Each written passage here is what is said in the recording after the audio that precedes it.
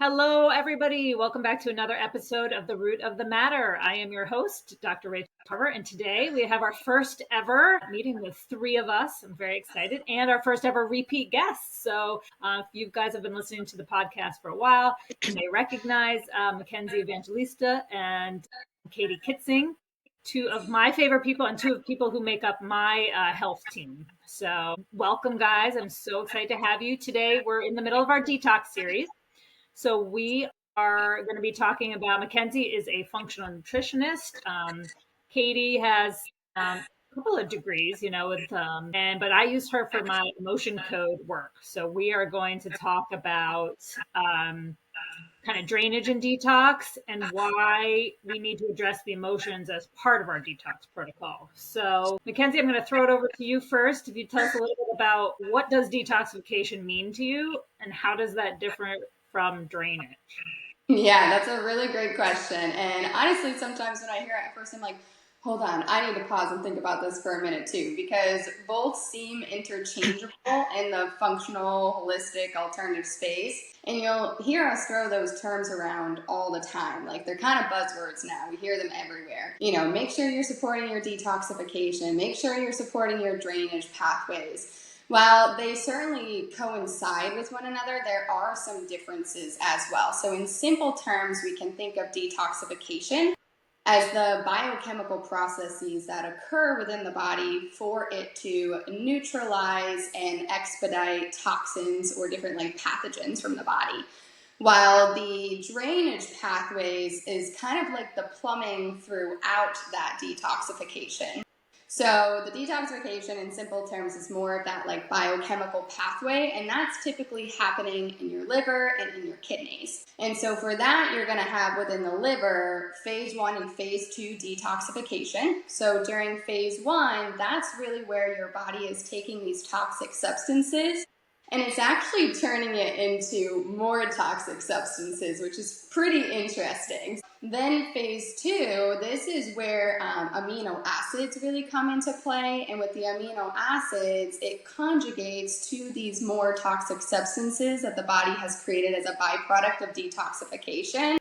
And then it's helping to package it up and essentially send it out the chute, which is either going to go through your urinary system or through the bile in your bowel movement. And that's really kind of dependent upon if something is more of a water-soluble based toxin or if something is more of a fat-soluble toxin. So then you have phase 3 detoxification as well, which is that full elimination excretion process. Now, the drainage pathways within are going to be things like your lymphatic system and supporting the liver and the kidneys as a whole, making sure that people are pooping on a daily basis, right? That's kind of a big one. So if we're not pooping properly, then we're not going to be eliminating those toxins. So I would say those are kind of the primary differences of the two. So just to kind of recap, your detoxification pathway is going to be more of that biochemical process.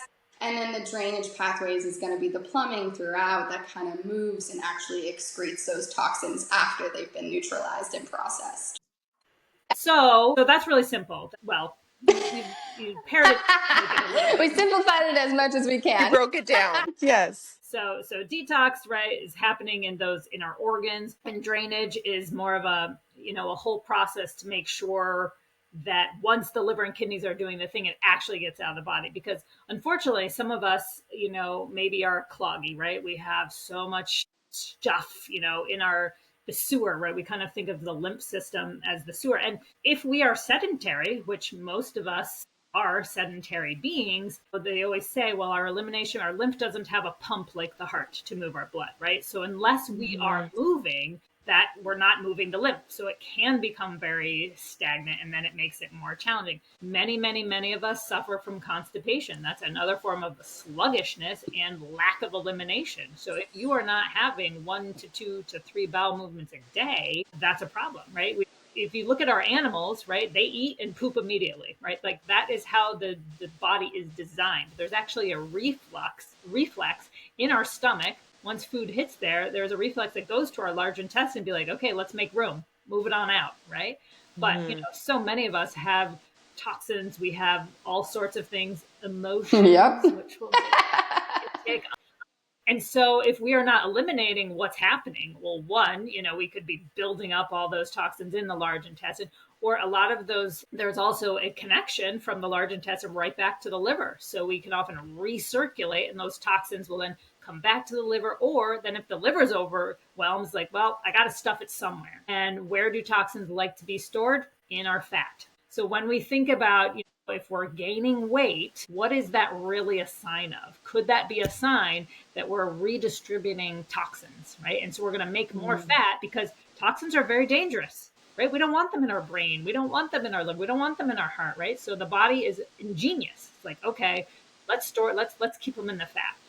So anytime you feel like you're gaining weight, this is what we want to think. How can I detox? How can I open those drainage pathways better? And again, constipation is something a lot of us suffer from, and is very challenging. So in that vein of, one of the reasons, maybe Katie, you can pipe in here and talk to us a little bit about that whole idea of constipation and holding on to something. Like, what do you see in terms of some of your clients? Do you notice a pattern in people who tend to be more constipated, that there is some emotional component there? Absolutely. Our emotions are really, in a way, almost an invisible version of some of the physical things that clog up our system. So there might be a toxin or a pathogen that's kind of stuck and stored in the body, and our emotions are similar to that. So if we kind of use the analogy of, maybe, let's say you're looking at a stream of water, you would see the stream of water go from one side to the other. And an emotion might represent a really big rock. So what happens is that water starts to flow around the rock. And if you have tons of rocks in that river, you start to see that overall that flow starts to slow down. It's not flowing as fast as it should. And maybe even in some cases, it pools up in a little area because things have gotten stuck. And so it's going to interfere with the body's ability to process information, whether it's something emotional or maybe a pathogen or some type of a toxin like that. And there's many different reasons why someone might store that information, that emotional memory. But that could range from, someone who's just busy.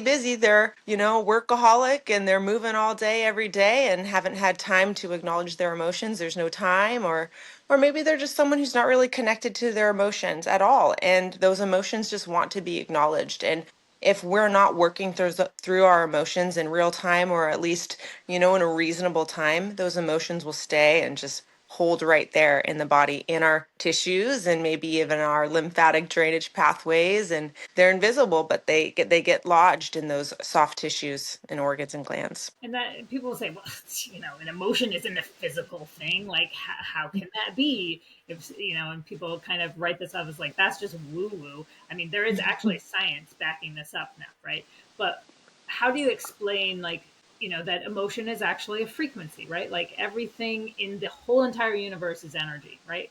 Our body, our physical body, is just a condensation of energy to make it be matter. But really, if you look at us, really under the microscope, it's all just energetic. So is there a way maybe to explain to the audience how an emotion can maybe explain it a little bit, how it gets stuck, or what is it doing to the tissues of the body? Right. So, like you said, every emotion has a frequency to it. And the frequencies that are most likely to get stored and stuck in our body are going to be negative frequencies. So, negative frequency emotion, if you really just think about it in a very practical sense, when we are feeling depressed or sad or lonely, we might feel heavy. We are more likely to kind of, scrunch up our body and isolate ourselves. Whereas if we're feeling really happy, we're upbeat. We kind of move upward. So imagine that frequency of emotion is actually getting stored and stuck in the body.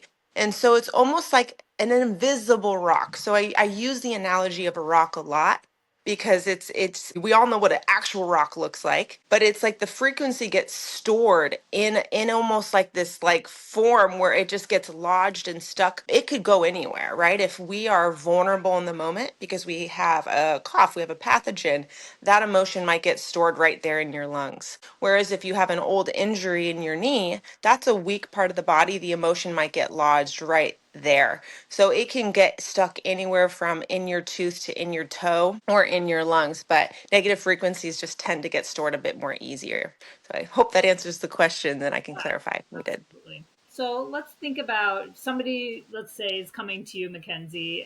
They need help losing weight. I think this is a very big problem that we're all experiencing. As I just kind of mentioned, a lot of it is toxins. So where do we start, and how do we? Most of us know, okay, I should, drink more, I should exercise more. But why is it so much more complex than just eating fewer calories and exercising more? We know that just does not, because again, there's this complexity to the emotions, right? So how do you, if you're somebody who's wanting to detox, maybe wanting to lose weight, wanting to get in shape, where do they start, and how do you take them through the process? That's a really great question, and it is such a hot topic because, who doesn't want to lose weight and feel good, honestly? But it's pretty prevalent throughout our society that people are holding on to weight, especially women. Like, I'll get a lot of clients who are maybe just approaching menopause, or now they are in menopause, and they're like, I don't understand. This was never me in the past. I could barely exercise, kind of eat what I wanted, and then I would never put on any weight. But now all of a sudden, and the first response is always, one, to blame hormones. And then two, it's always to come back to, well, I'm dieting and I'm exercising, but nothing is working now. And I like to tell my clients that, that calories in, calories out mindset and approach is a totally outdated methodology to thinking about weight loss. Because to your point, Dr. Carver, I like to tell my clients, it's not really complex, but it is nuanced. So there's just a lot of different intricacies that fall into this, and the reasons why behind somebody could be putting on weight. So the first thing I always tell my clients is, I apologize ahead of time, because obviously this weight didn't happen overnight. It took some time to get here. So it's not going to be a quick fix. And, you might see, like, in the very beginning with making some nutritional changes, or maybe changing the way that we're moving our bodies or treating our bodies, you might see like a couple pounds come off. But for the most part, when the body starts storing this adipose tissue, it is a sign that these things have been going on longer term than we expected. And so there's a lot of internal imbalances happening that lead to this point in time. So I tell them that, unfortunately, the two things that are the most stubborn to deal with, that just take a long time to really address and self-correct, is the weight piece and the skin piece. So it's the first thing, right, that we want to be addressed, because hello, we live in a very vain society and we want to feel good and look good and, like what we're seeing in the mirror a lot of the times, but it's going to take a lot more than just some dieting and exercising and the whole caloric intake. So a couple of things that can really impact that is, yes, definitely emotion. So Katie and I collaborate a lot in practice. I always tell her, my clients wouldn't be today where they are. They wouldn't be so successful without the body code and the emotion code on top of it, because we talk about this all the time in the functional space: mind, body, spirit. But are we actually addressing all of these components? Not really. We're still trying to out supplement a spiritual need. We're still trying to out modality, right? Like an emotional need, but it's just not going to work that way. So that adipose tissue can be a sign that maybe there's an estrogen imbalance, because estrogen is one of the number one hormones that does get stored in adipose tissue. Maybe there's some emotions that are stuck there that we're holding on to that we haven't quite released yet. And then to your point, Dr. Carver, yeah, the body is designed so beautifully. It's going to protect us always. So these toxins, when there is an overload of them or like a long-term accumulation, it's going to end up in the adipose tissue. So we really like to start simple in my practice. So are you drinking water with lemon and salt and minerals when you wake up in the morning? Because, your body has been detoxing all night long. You are essentially in a fasted state when you go to sleep at night. So the first thing we want to do is really help and support that liver to flushing out any toxins that it was working on clearing out at night. So that's step one. Are we drinking water? Are we having minerals? And then from there, we can really build off of the foundations. So this is where we then step into detoxification, drainage pathways, Are there any pathogens, toxins, or emotions involved? And everything is in layers. So we could be working, I think of one client, and I think Katie probably knows this client that I'm thinking of as well. Just as a quick example, we had been working together for probably a year and a half on all the physical layers. And it just kept coming up, physical, physical, physical, physical. So we supported her with good nutrition, supplementation. She did have a history of under eating, over exercising. And she just really wanted to lose weight, but nothing was working. Her weight did tick up a little bit at first, which is kind of like a natural response to somebody that's been under eating for a really long time. And then it started to plateau, and she was like, okay, it's finally plateaued, but it's not moving. And then finally, with muscle testing, her body was suggesting there is an energetic need here. And there are some emotions that are being stored in this adipose tissue that we need to clear in order for us to really get to this next physical layer. So I suggested, hey, I have a practitioner, colleague, friend who does body code, emotion code. Your body is suggesting this is an energetic, emotional need, and we need to go address this before we can step forward with anything else. I will tell you, 2 appointments later with Katie, she comes back and she doesn't even want to say it out loud. She's like, Makenzie, I lost over 5 pounds. And I'm like, what? And she goes, I don't even want to talk about it. Like, it's literally been years since I lost weight. But it just went to show and further confirm that, like, energies play a huge role, especially emotions, in this process as well. And Kate, for those of us who aren't familiar with body code, emotion code, maybe give us a little summary of, like, okay, so Makenzie refers this patient to you. How do you start? What are you looking for? So obviously she comes with a problem, right? Help me, Makenzie suggested I come to you because maybe there's something that I need to do to lose weight. So tell us a little bit about the process. Yeah, so Makenzie, she sets the stage so nicely when she refers a client to me. She tells me, hey, this is what the client's coming in for. Here is the problem that we're seeing. Maybe this person's struggling with losing weight, or their nervous system is switched, or there's a fungus that's stuck, and the body is suggesting there's something energetic. So I really step in where Makenzie left off. And so I use the muscle testing to ask the body, is there something energetic contributing to this issue? Maybe it is losing weight or a fungus or whatever it is. And then we use the body code, which is really a way to explore all the energetic pieces that are keeping this person stuck. So most of the time that is going to be an emotion. The body code could be really specific on identifying when these emotions originated, what was the source? Why was that person feeling panicked or afraid or feeling really lonely? But the body code could also identify other energetic things, like a pathogen can be physical or energetic. And what that means is physically it can be in the body. It's going to resonate on, in a lab or maybe in your muscle test. But sometimes it's just energetic. And that just means that the life force is still impacting you, even though physically it's not showing up. So that could be a person that's had a lingering cough for years, even though they don't have the virus anymore. So the body code will pick up all different types of energies. And through the power of whether it's prayer or intention, mindfulness, those are all ways that our body can naturally begin to let these things go. That's where kind of that spiritual part comes in too, right? Absolutely. The mind, body, but also the spirit. And we know, there are countless stories of people, praying and then miraculous recoveries. And is it miraculous, or were we just correcting the energies and we got the body to vibrate high enough that, the energetic and physical negativities are removed from the body? There's so much power, and there's so much science now showing all this stuff that I think is really neat.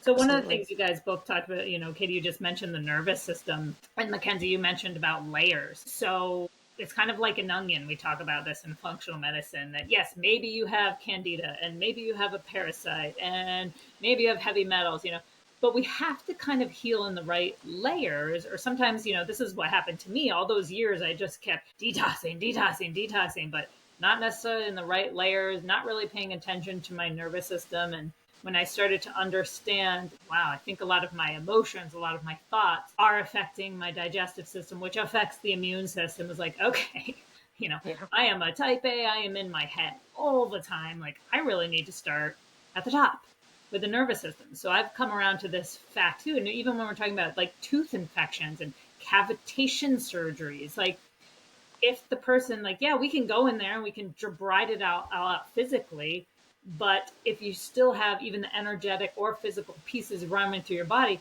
they're going to go right back to that space. Any site where you've just had surgery, it's going to initially have lower energy, right? Because it's going to need to heal. So again, and when I'm thinking about these cavitation patients now, I'm thinking, okay, what do we need to do to get the nervous system right? So that the digestive system's right, so that the immune system, because what I'm seeing a lot now in a lot of patients who are used to be very stable and all of a sudden they've got a million cavities, like something is majorly impacting their immune system. And when I peel back the layer, so much of it often is this emotional stress piece. Yes, maybe there's some supplements, but how do we, talk a little bit more about the muscle testing and how the nervous system can get blocked or switched? Yes. So the nervous system is, I'll speak to it. I know Makenzie will have an additional point to make with the nervous system.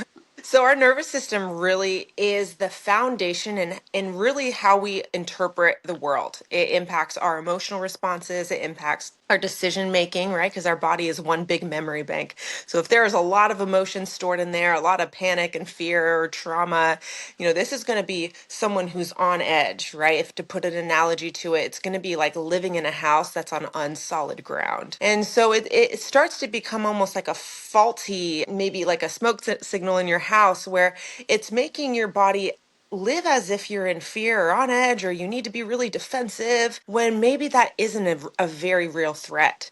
So the nervous system can start to be confused or it can start to be what we call blocked or switched. And I'll have Makenzie describe that a little bit more in depth, but in a nutshell, what I have found is sometimes our emotional experiences will almost block our nervous system. We call it a block, and that can keep us from moving forward and healing, right? This is the person who, they've done some body code work, they've done some nutrition testing, and it's just not really budging. That's a nervous system that is blocked. Or it can bring confusion in your nervous system. And this could be the person that's like, yeah, I felt great after our session, but then I got worse again.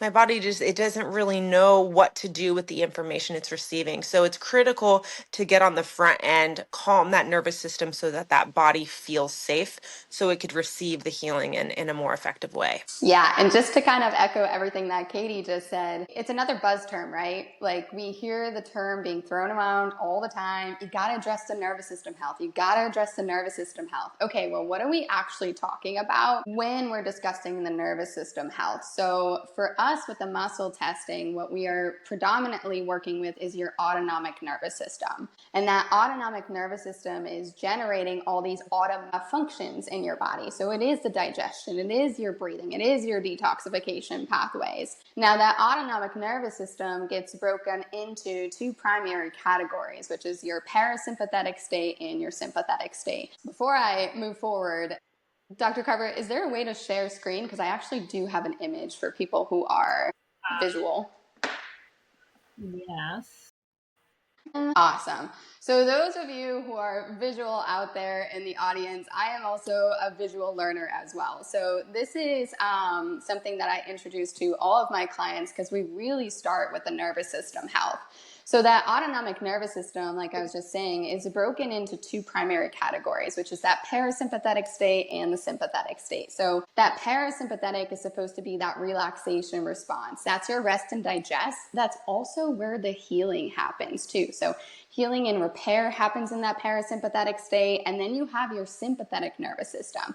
So this is our stress response. This is fight or flight. So this is when cortisol, adrenaline, norepinephrine, all of these hormones are being activated, which keeps us in that sympathetic state. We do want to be experiencing that sympathetic state because that is, what keeps us awake and alert. However, we don't want that dominating over that parasympathetic state. So where I'm really trying to get to is, these things can both be affected, yes, emotionally, which is where the functional medicine space, the holistic space talks really frequently about and overemphasizes, and rightfully so. But there is also physical stressors on that autonomic nervous system, which can contribute to these blocks and these switches that we're talking about. So this is where things like nutrition and supplementation does come into play, because you can be working on that emotional component all day long, but if you have something that is physically taxing this autonomic nervous system,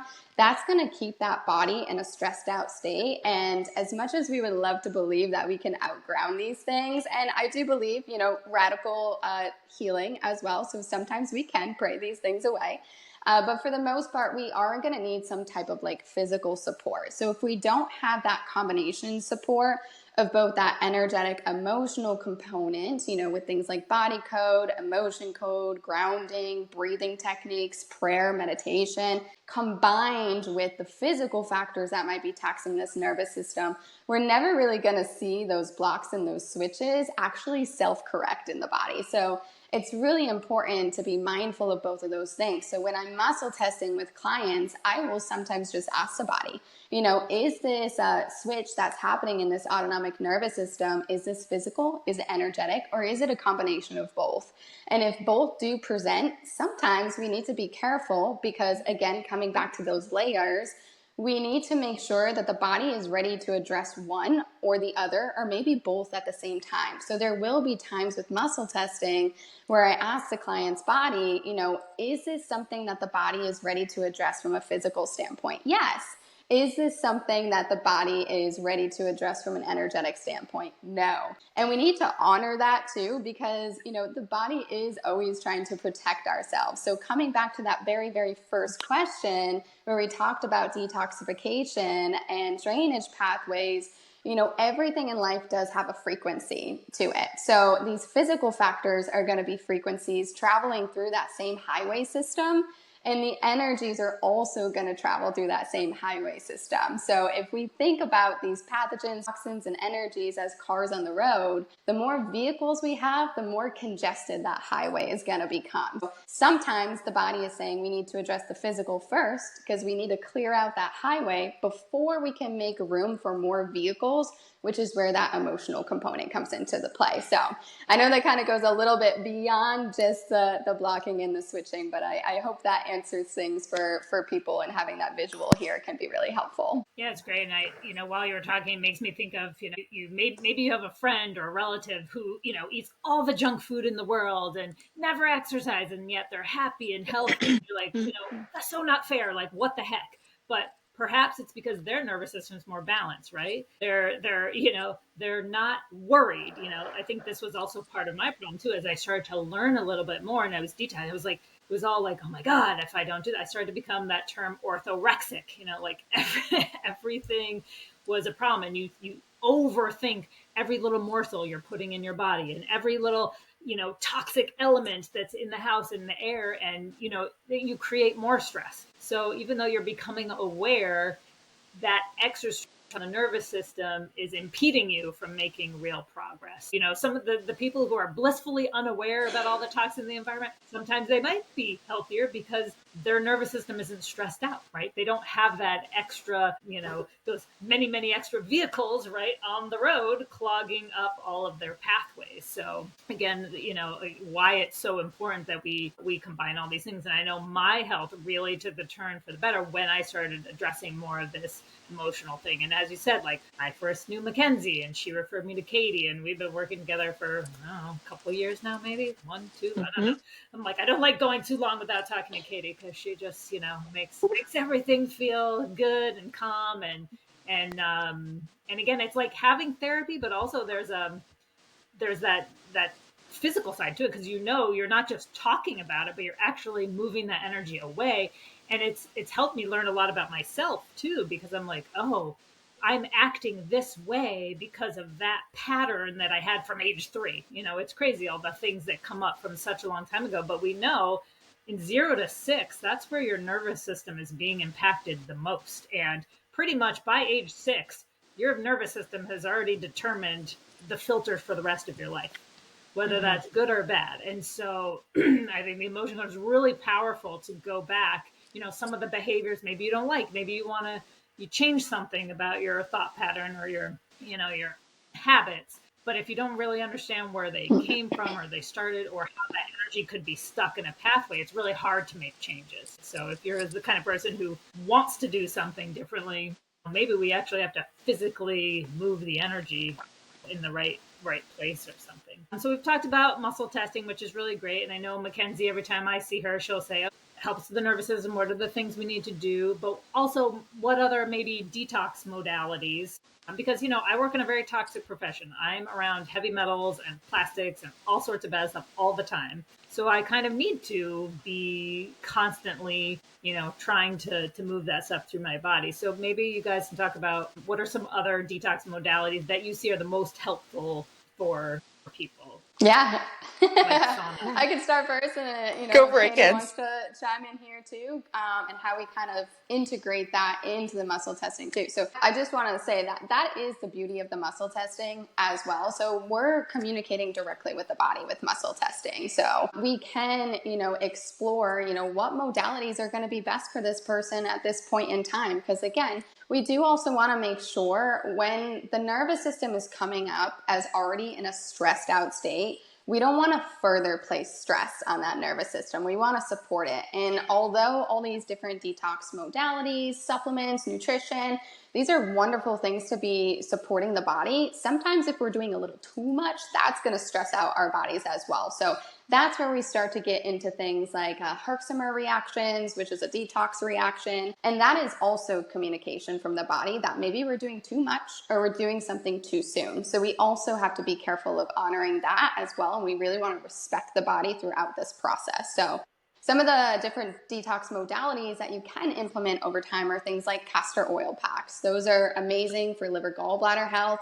Some people place them on their thyroid if they're experiencing some kind of thyroid toxicity. We can place that over the ovaries as well. So if people have things like, cysts, a lot of the times these cysts are going to be accumulation of toxins or pathogens or other things being stored in the body. And the body is really just trying to protect it by encapsulating these things so they don't go in other directions in the body. So castor oil packs are a great way to detox. Things like, I know Dr. Carver, you have it in your office as well, and I did. The Ion Cleanse, which is an ionic foot bath. So it's really pulling out toxins throughout the body into the water. Other modalities can be things like acupuncture. I tell people there is nothing that moves the energy in the body quite the way that acupuncture does. So those are some really great additional detox modalities. But again, we don't want to just go dive head first into all these modalities.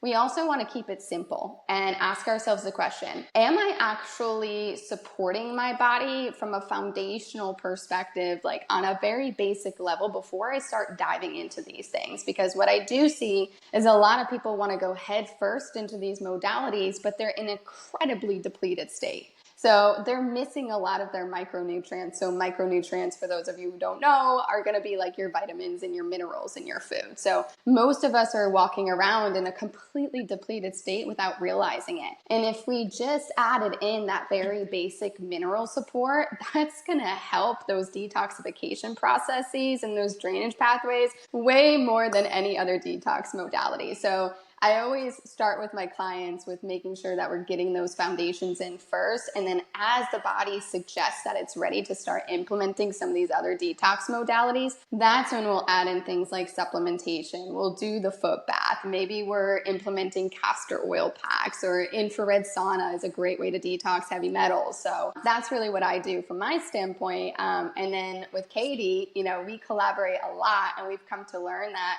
just like the toxins and the pathogens, like we've been talking about from the emotional standpoint, they're all traveling on that same highway system. So sometimes during what we call your processing time for body code, which Katie can speak more on this, you might need something to help facilitate that out. So she will ask, is there maybe a detox modality that this person can benefit from after this session? So I'll let you kind of take the reins on that, Katie. Yes, that's a really good point.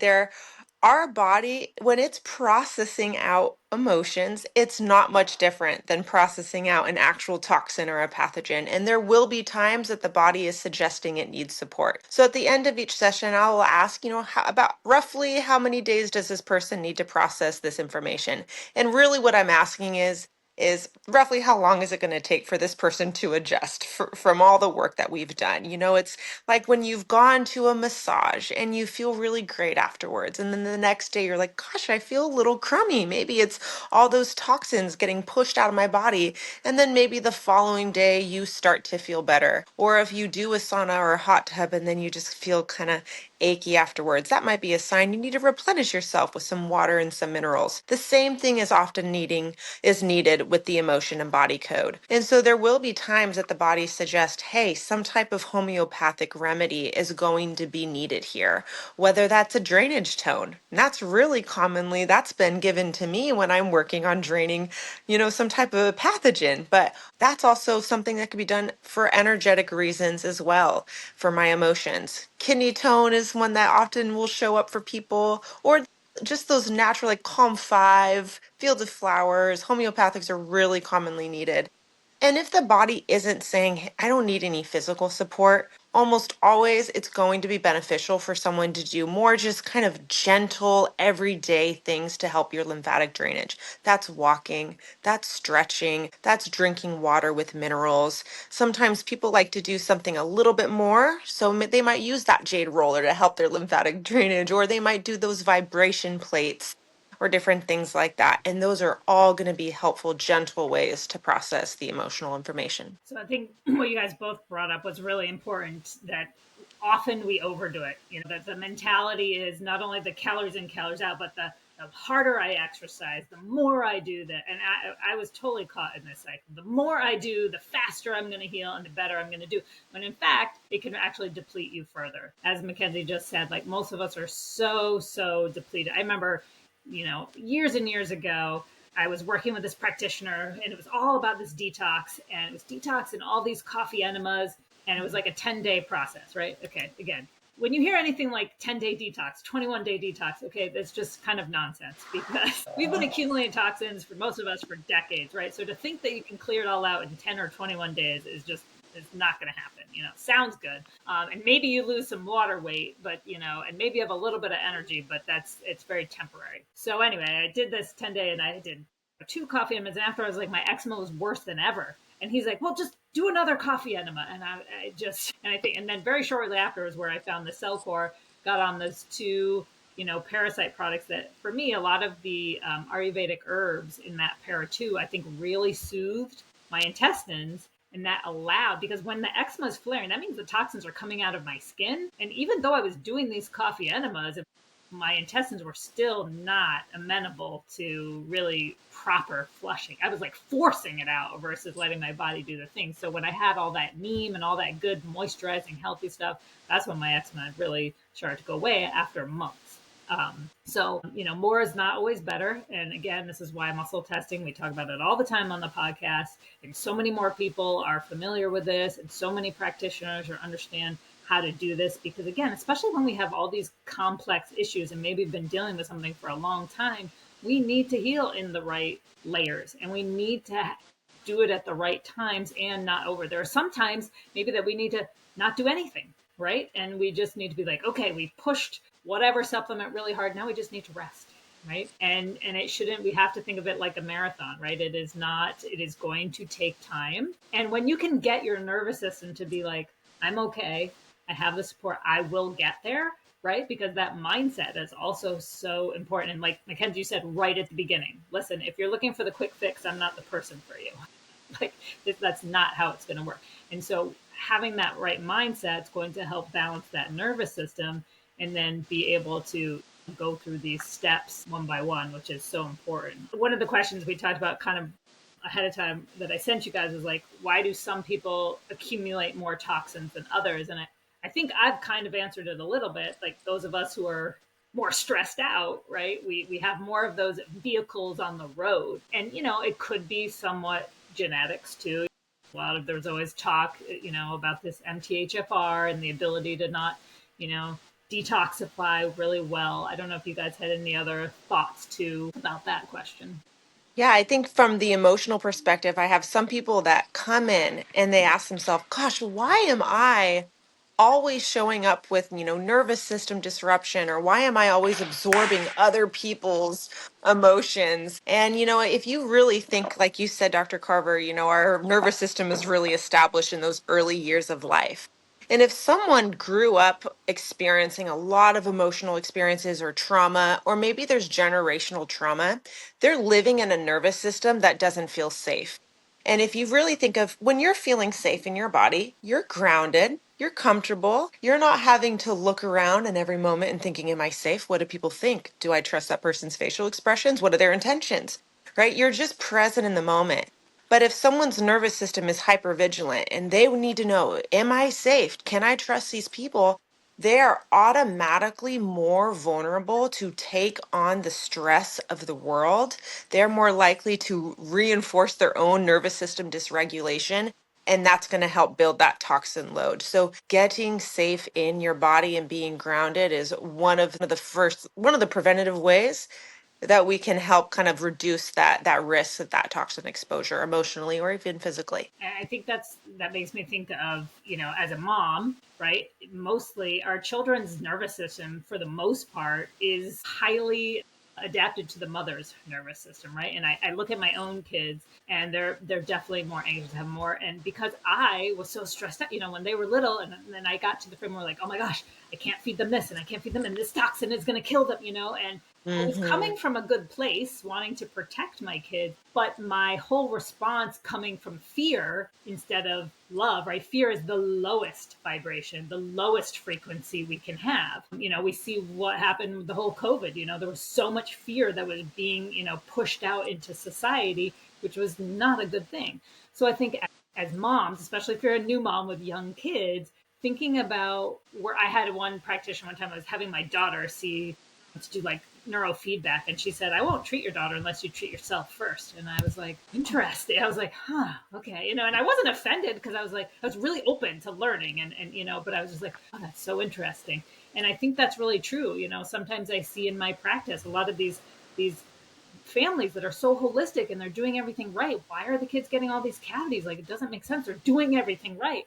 But then also is like, are we so anxious about it, right? And so I think that's really, really important, kind of setting that tone in those early years, making the kids, feel like they're safe and everything, because like you said, by that age it's like, all right, and now doesn't mean, oh, now it's too late, right? Because that's why we have people like wonderful Katie, who will help us try to navigate that and unleash some of that early trauma that created those patterns. And so if we become aware and then we start working on them, we can make good progress. So we talked a little bit, you just kind of mentioned, Katie, about prevention. And as I just said, one of the ways to prevention is, trying to make all of ourselves, and the children especially, feel safe in their environment. Any other ways you think that we can both emotionally and physically protect our bodies from all of these toxins? Because, you've been listening to the podcast, you hear me say it a million times, 80,000 plus chemicals in our environment. We can't be stressed out all the time. It is what it is. So what do each of you, maybe as we kind of wrap it up here, what are some really good, maybe preventative strategies that will, again, everything is individualized, but overall, what might be some good strategies for prevention of toxin accumulation? Yeah. Katie, do you want to go first? Or you want me to go first? Okay. You So got it, girl. this is one that is very close to my heart, because, right, they've either already worked with a practitioner, or now we're getting like information overload on socials all the time. So it's just a constant influx of be scared of this, be scared of that, like avoid this, avoid that. And I work with my clients and say, while we absolutely want to be consciously aware of where these things are coming from in our environment, and we want to reduce our overall exposure to these things because we don't want that constant accumulation, we also don't want to put our bodies in that stressed out state because of that nervous system. So we don't want to be chronically fearing them either. So we are never going to live in a completely toxic-free world anymore. We're always going to be encountering them. So what we want to do is, one, be consciously aware. Okay, where are these coming from? How can I maybe reduce some of this in my environment, especially my home or my workplace, because that's where I spend most of my time. And then two, we want to be supporting the body's resiliency. So we want to support it for when it does encounter these toxins, so that if it encounters it, it's not creating this systemic problem all the time. So your body is saying, look, there's that toxin. Great, we know what to do with that. Let's flush it out because we've really worked on that highway system. There's not a lot of vehicles on the road.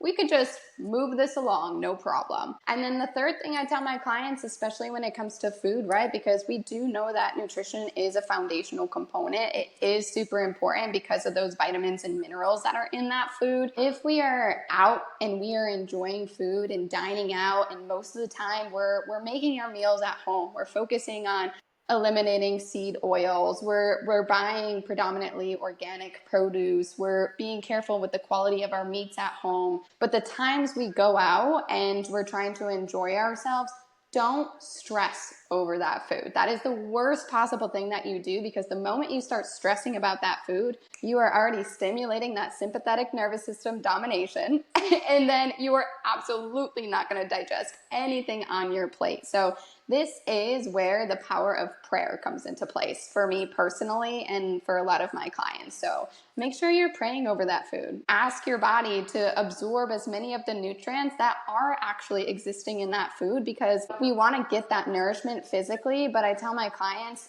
what's not necessarily nourishing the physical body is maybe nourishing the joy in your life. And that's really an important factor too, because you'll hear people come back to, this is a topic for another day, but like the blue zones, right? Everyone's always crazy about the blue zones. Everybody lives to 100, like this is what they do. But there is that like social communal factor. So maybe they are having a glass of wine. Maybe they are having something that they wouldn't normally on a daily basis that maybe has some toxins in it, but because they're in a place, in a state where they're thoroughly enjoying their company, they're gonna process that food way better and their bodies are gonna be able to handle that. And then lastly, on the point of prayer, that's also setting your nervous system up for success for being in that parasympathetic state.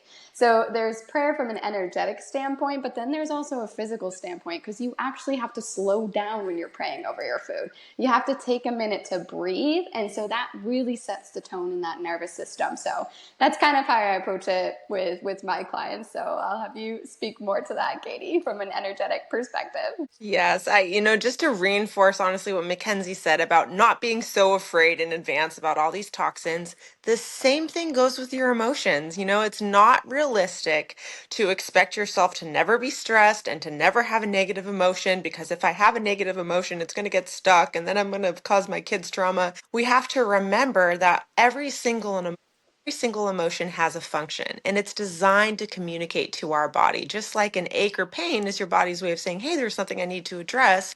The emotion of sadness is trying to communicate something that's important to you that you might need to grieve. Or loneliness is your body's way of saying that you need to connect with other people in your life. So slowing down and allowing yourself to go, what am I feeling? And what is the message trying to be conveyed through that emotion? And can I respond to that emotion? We are designed to be, emotional beings and responding to those emotions. So it's pretty remarkable how much the body will not store and get stuck if we're listening to our emotions, acknowledging them, feeling them, and responding. So, but to the other points of what Mackenzie said, truly living a little bit of a slower pace life, we're just going from one thing to the next, and we're living in that sympathetic dominant state. Slowing down, maybe considering having a Sabbath day, moving into more gratitude and prayer is going to physically and energetically help us get into that parasympathetic state. Those are great preventative measures. Well, I'm not even going to say any more because I think that was a fantastic wrap up of everything that we said. And that is honoring your body, honoring every emotion. I think that was an important point. I'm really glad that you mentioned that, that everything is a chance for us to take stock of our life and everything around it. So guys, thanks so much for joining me. If you guys want to mention real quickly how, if others want to reach out, how they could find you, and we'll also put it in the show notes, that would be great. Yes. Well, thanks for having us, Dr. Carver. And our website here is honeyholistichealth.com. And we also have an Instagram, Honey Holistic Health. And for me, the website is Harvest Wellness and Nutrition, AND nutrition.com. And then you can also find us. I will be honest, I really try to practice what I preach, so you're not going to find a lot on socials here. So if you want to connect, email is definitely best, contacting us through the website. But we do have a social account, which is going to be at Harvest Wellness and Nutrition. Well, thanks again, guys, for spending your morning with me. Two of my favorite ladies. Good information to you because they keep me sane and healthy and happy. Thanks so much, guys. And I hope everybody enjoyed this episode. Next one coming up, we're going to talk about detoxing our home and our beauty care products. So stay tuned. Have a great day, everybody. Thank you.